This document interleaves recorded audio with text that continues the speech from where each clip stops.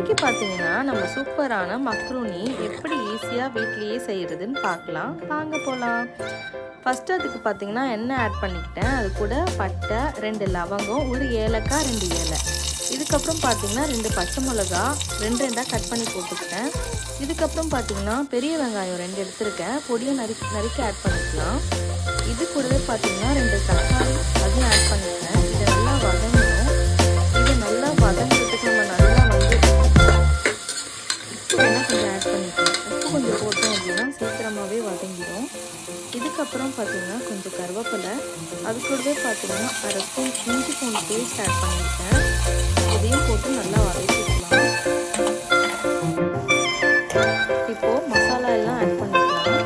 1/4 spoon turmeric powder add பண்ணியிருக்கேன்.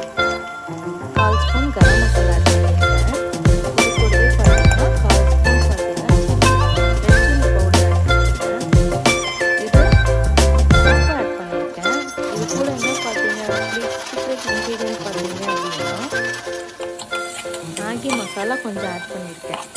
அவ்வளோதான் friends, சூப்பராக இருக்கும். இதை நல்லா வந்து பச்சை வாசனை போகிற வரைக்கும் நல்லா சாட்டே பண்ணிக்கிட்டு இதுக்கு தேவையான அளவு தண்ணி ஊற்றிக்கலாம். 1 கப் நீங்கள் மக்ரூனி எடுக்கிறீங்க அப்படின்னா 1.5 கப் போல் தண்ணி ஆட் பண்ணிக்கலாம்.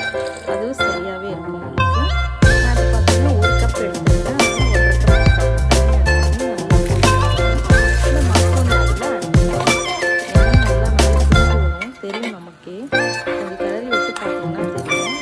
நல்லா கொதிக்கிறப்ப ப்ரெஷர் குக் பண்ணிங்கன்னா கரெக்டாக இருக்கும். இந்த மாதிரி பபுள்ஸ் வரப்போ மூடிங்கன்னா சீக்கிரமாகவே வெந்துருச்சு ஃப்ரெண்ட்ஸ். வாங்க எப்படி இருக்குதுன்னு பார்க்கலாம்.